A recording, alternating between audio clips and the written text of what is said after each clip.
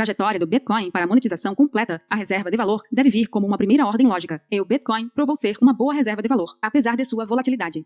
À medida que a adoção amadurecer, a volatilidade relativa naturalmente cairá e satoshis se tornarão cada vez mais meio de troca direta. Como afirma Taleb, sistemas complexos que suprimiram artificialmente a volatilidade tendem a se tornar extremamente frágeis, enquanto ao mesmo tempo não exibem riscos visíveis. Em política monetária, as funções básicas da moeda são: primeiro, reserva de valor; segundo, meio de troca; e terceiro, unidade de conta. Se há uma bolha que deveria te preocupar, não deveria ser a bolha do Bitcoin. Bitcoin não é bolha, é a agulha que vai estourar a bolha das bolhas, a bolha do juro negativo, a bolha do consumismo, a bolha imobiliária, a bolha das ações, a bolha da previdência, a bolha dos títulos, a bolha do welfare e a bolha do endividamento. Se o ativo permanecer seguindo seu padrão histórico, deve continuar tendo períodos de valorização exponencial, seguido de correções violentas, como já houve de até 90%, embora sejam menores as quedas posteriores, seguidas de períodos de acumulação, preço em lateralização. Também é razoável considerar que, quanto maior for o seu valor de mercado e o seu grau de legitimação, como aconteceu com os mercados futuros da CBOE, CME em 2017 e aconteceu em 2020 com o início da negociação dos ETFs, maior será a tendência de redução de volatilidade média com o tempo. Nassim Taleb, em seu livro Skin in the Game, diz que coisas voláteis não são necessariamente arriscadas, e o inverso também é verdade. Em um cenário de hiperbitcoinização, haverá 5 classes de indivíduos. Primeiro, os Hugo-Stiners, alavancados maciçamente na medida que a gestão de risco permite, serão premiados com aumento absurdo do patrimônio, como já ocorre com Saylor. Segundo, os Holders experimentarão aumento absurdo do patrimônio, mas com muito menos risco. Terceiro, os Boomers do Cash and Carry receberão um prêmio de consolação, exemplo, rendimento de 100% numa moeda que perdeu 90% do poder de compra na hiperbitcoinização, ou seja, mitigarão a perda de 90% para 80%. Quarto, os diluídos verão patrimônio alocado em ativos denominados em moeda fiat ou equivalentes, CDBs, dívida monetária, fundos de pensão, entre outros, virar pó. E quinto, a turma da carona, que tem patrimônio não denominado em moeda, donos de imóveis e outros bens não financeiros, poderão ter leve aumento ou queda do patrimônio, a depender de qual destes fatores será mais forte: a perda do prêmio monetário atribuído ao bem, imóveis, FIIs e ações, ou ganho de prosperidade generalizado.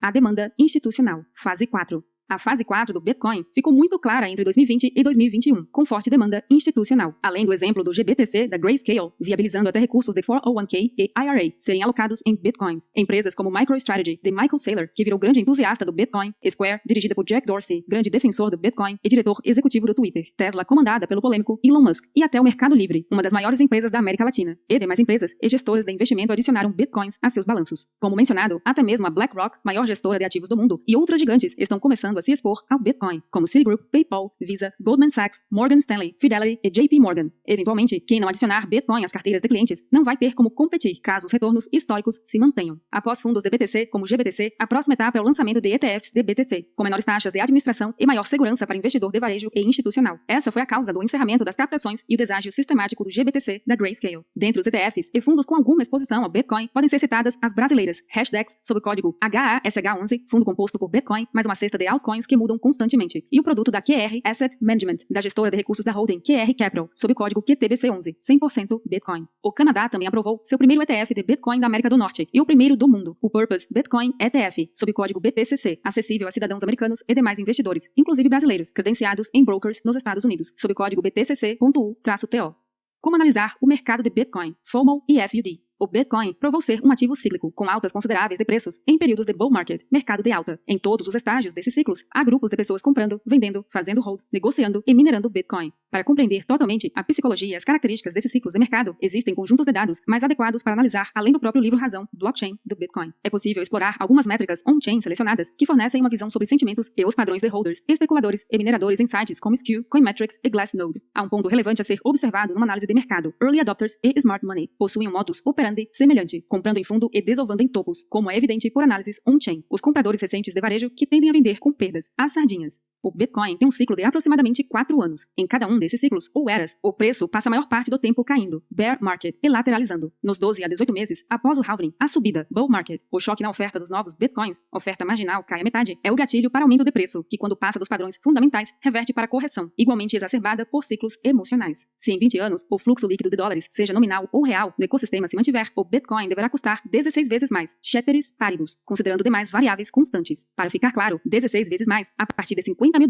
seriam $800 mil, ou seja, o Bitcoin valer o equivalente a todo o ouro no mundo. Caso as moedas fiat morram, há o potencial de a riqueza nelas, $100 trilhões, ser engolida pelo BTC e pelo ouro. Voltando ao halving, toda vez que há redução da oferta marginal à metade, um novo processo de descoberta de preços, bull run, se inicia. A subida tem razão fundamental, mas qualquer ativo que sobe mais de 1000% em um ano atrai gente que comprou porque está subindo, causando o processo de excesso psicológico que o mercado chama de FOMO, Fear of Missing Out, ou medo de ficar de fora. Por isso, a cada ciclo ocorre um momento de euforia que a cotação do Bitcoin passa das métricas de análise técnica, como Mayer Multiple, e de análise fundamentalista, como S2FX e S2F. Quando a correção chega, as perdas são brutais, porque quem comprou pelo motivo de ter subido também vende porque está caindo. Neste caso, há também um excesso psicológico que chama FUD, Fear, Uncertainty and Doubt, ou medo, incerteza e dúvida. Em resumo, o preço do Bitcoin é impulsionado por dois fatores principais, oferta e demanda. A. Escassez exponencial com uma curva de oferta assintótica tendente a zero. E B. A adoção crescente, com percentual de usuários de Bitcoin em 2020, sendo equivalente ao de usuários da internet em 1997. Há quem acredite que os ciclos de subida de dezenas de vezes, seguidos de quedas de mais de 85%, vão ser amenizados com o tempo, como os defensores da hiperbitcoinização, em decorrência da hiperinflação, e do superciclo, considerando que compradores institucionais seriam menos emocionais, amenizando subidas e quedas. Quais os riscos do Bitcoin? O Bitcoin compartilha dos mesmos riscos dos demais ativos financeiros. A. Riscos legais. Ser proibido, criminalizado, eventual prisão ou pena de morte para quem usar. B. Risco operacional. Parar de funcionar por bug, ataque bem-sucedido ou colapso societal. Inverno atômico provocado por guerra atômica, meteoro ou massa coronal destruir a rede elétrica ou internet mundial. C. Crédito. O Bitcoin não tem, porque não é IOU. IOU é geralmente um documento informal que reconhece uma dívida. Não é dívida como real. É ativo como ouro. Mas as empresas do ecossistema têm esse risco de ficar sem financiamento. D. Liquidez. Não ter quem queira ou consiga comprar ou vender sem gateways para tirar ou colocar moeda no sistema. Por exemplo, consequência de congelamento de ativos em exchanges, como Mike Maloney acha que vai acontecer no Reset ou Plano Collor mundial. E é risco de mercado. Preço cair em recessão mundial, como ocorreu em março de 2020, quando o Bitcoin caiu mais de 50% em menos de uma semana. A volatilidade do Bitcoin, em grande medida, é reflexo da percepção de risco do ativo e da infância no seu desenvolvimento e no aprendizado em seus mecanismos de descoberta de preços. Alguns argumentam que, em decorrência desses fatores, a tendência é que sua volatilidade seja reduzida. Outros defendem que, no final das moedas fiduciárias, o valor do Bitcoin subiria exponencialmente, como o valor de qualquer ativo onde há hiperinflação, a ponto de a sociedade se desmonetizar, como na Alemanha de Weimar, Zimbábue ou Venezuela, cenário usualmente denominado como hiperbitcoinização.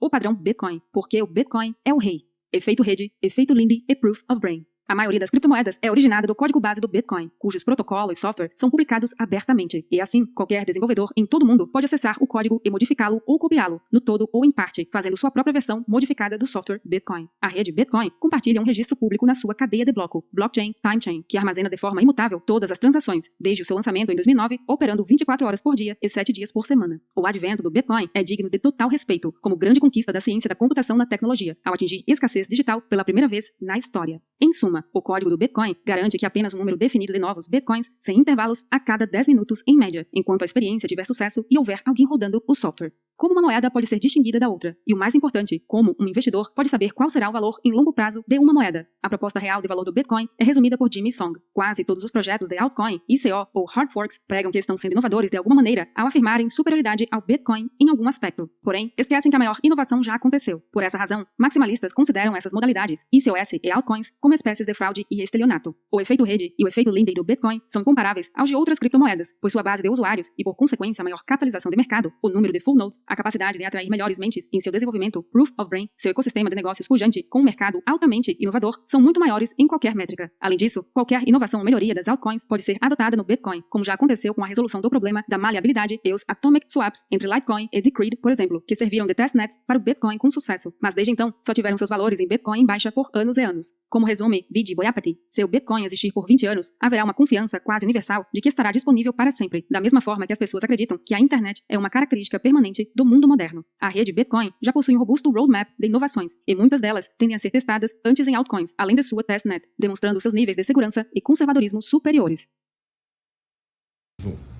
Olha só, eu tô aqui analisando como escalar. Vários roteiros de desenvolvimento de inovações no Bitcoin já foram feitos desde 2015. Essas metas não se cumprem integralmente, seja porque novas soluções superiores surgem ou por não haver implementação ou sequer desenvolvimento de propostas, como se observa em diversas fontes jornalísticas, fóruns e relatórios financeiros. BIP, Bitcoin Improvement Proposal, é uma maneira formal de transmitir sua ideia à comunidade de desenvolvimento. Os BIPs possuem um formato e modelos específicos e existe um editor BIP dedicado. Só porque um BIP é enviado, não significa que ele será aprovado. A autoria e o estado, rascunho, proposto, aceito, rejeitado, de todos os BIPs, até agora do 1 ao 370, podem ser consultados publicamente. A maioria deles é incremental e passa desapercebido pelo usuário comum. Poucos são aqueles que mudam radicalmente tipos de endereços usados, funcionalidades ou custo de transação, como Segwit BIP 141 e Taproot BIP 343. Os grandes focos dos BIPs recentes são a. Aumento de funcionalidades em smart contracts, facilitando multisig, time lock e soluções em outras camadas. B. Redução de custo de transação e de tamanho das transações, aumento de eficiência. E C. O aumento da fungibilidade, monetização do Bitcoin. Os grandes beneficiários desses BIPs são os projetos sidechain, cadeias laterais já operacionais, como as redes RSK e Liquid. As cadeias laterais foram projetadas para permitir que outras blockchains se conectem à rede Bitcoin usando uma moeda separada que é referenciada ao Bitcoin. Isto significa que cada sidechain é uma blockchain separada que pode ter regras diferentes da rede principal do Bitcoin, enquanto ainda estiver conectada a ela. Isso permite que os usuários testem e desfrutem de novas funcionalidades de uma forma que não afete a blockchain principal, sem a necessidade de criar uma moeda digital.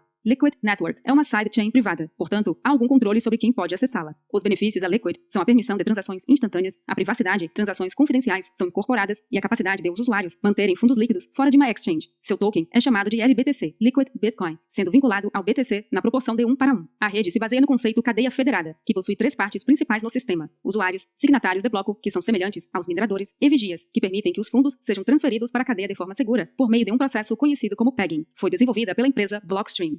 RSK Rootstock é uma sidechain que planeja trazer funcionalidade de contrato inteligente e pagamentos quase instantâneos para a rede Bitcoin. Assim como a Liquid, ela usa um sistema federado, com os custodiantes rastreando o movimento do Bitcoin entre a rede da RSK e a mainnet do Bitcoin. Ela faz isso usando um token chamado RBTC, Rootstock Bitcoin, que também é vinculado ao BTC na proporção 1:1. Curiosamente, os contratos inteligentes no RSK são programados no Solidity, e a máquina virtual RSK é totalmente compatível com a da Ethereum. A rede da RSK é protegida por uma prova de trabalho, com o mesmo algoritmo do Bitcoin. Isso significa que as mineradoras de Bitcoin também podem dar segurança à rede RSK com muito pouco impacto no desempenho da mineração. A RSK afirma ser capaz de escalonar para 100 transações por segundo usando verificação probabilística e provas de fraude, bem como o sharding, algo que a Ethereum também está desenvolvendo. Anteriormente conhecida como Rootstock, a RSK é apoiada pela Federação RSK, que é formada por mais de 30 empresas de blockchain como Xapo, Antpool, BitPay e Digital Currency Group. O CEO da RSK é Diego Gutierrez Saldivar e foi lançada na rede Bitcoin em janeiro de 2018. Dentre as melhorias recentes no Bitcoin, incluem-se SegWit, Segregated Witness, já implementado no protocolo do Bitcoin via Soft Fork, foi proposta para além de mitigar um problema de limitação de tamanho de bloco na blockchain, que reduz a velocidade de transação do Bitcoin, com isso, demorando as confirmações na rede. O recurso também resolve o problema de maleabilidade das transações, dando espaço para a implementação de outras tecnologias de segunda camada, como a Lightning Network. Graças ao SegWit e Batching, as principais exchanges e wallets reduziram as taxas de transações na rede.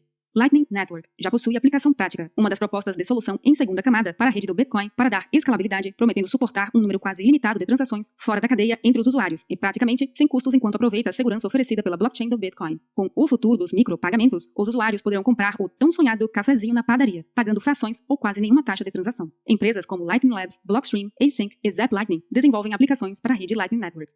Schnorr Signatures, Taproot, agregam várias assinaturas de transações em uma única assinatura. Isso reduz um pouco o tamanho da transação, redução no tempo de confirmação das transações, e inibe chances de futuros ataques de spam na rede Bitcoin. As assinaturas de Schnorr trazem uma enorme melhoria em fungibilidade, privacidade, escalabilidade e funcionalidade. Finalmente, a implementação de assinaturas de Schnorr poderia permitir desenvolvimentos futuros para o Bitcoin, como contratos inteligentes. O Taproot permite pagamentos ao hash da chave pública, que pode opcionalmente ser passada para um script. Moedas protegidas pela Taproot podem ser emitidas, seja cumprindo o script, seja fornecendo uma assinatura que é verificada contra a chave pública. O Taproot destina-se a ser utilizado com assinaturas Schnorr, o que simplifica a criação de scripts multipartidários, por exemplo, com multisig. O Soft Fork também deve permitir que a Lightning Network mude de HTLCs para Payment Points, o que também é uma grande melhoria para a Lightning Network em termos de privacidade. Das implementações futuras podem ser enumeradas. Bulletproofs, ainda sem data definida, estando na fase de discussão e pesquisa entre desenvolvedores. A tecnologia oculta quantidades de transações entre o remetente e o receptor para maior privacidade, com o mínimo de poder computacional necessário para processar uma transação. Desenvolvido por Jonathan Burrow, da University College of London, e Benedict Bims, de Stanford, o Bulletproofs é prova de conhecimento zero, o que significa que não se exige qualquer confiança entre as partes.